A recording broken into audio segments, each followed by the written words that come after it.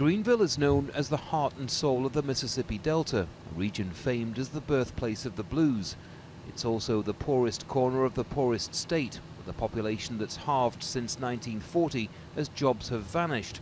At one time, Washington County was known as the cotton capital of the world, but now only the Avon gin remains. Well, I'm a little sad about it, sure.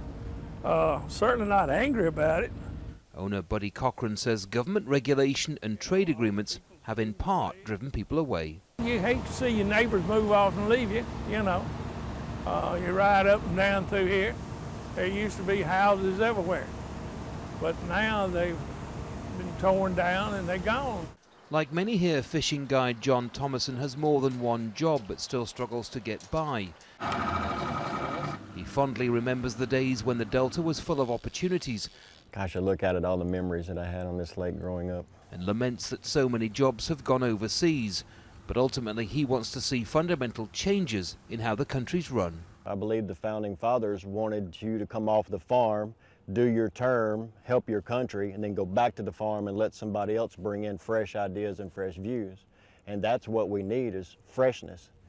Get past the current complacency that we've got. For third-generation farmers like the Pattersons, times are also hard. Crop prices are down, and without rain this year, the Delta's become a dust bowl. ESSIE Patterson, a Democrat, is more optimistic about the future than most, but she feels let down by the tone of the campaigns. I'm very disappointed at, the process that we've seen thus far.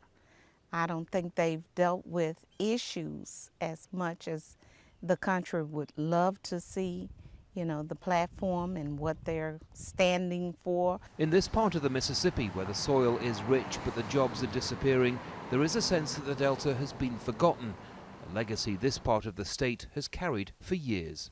For generations, the Mississippi Delta has been a byword for poverty and struggle, and that's not surprising when you consider the lack of investment, the lack of jobs, and the staggering amount of people that have simply left the region.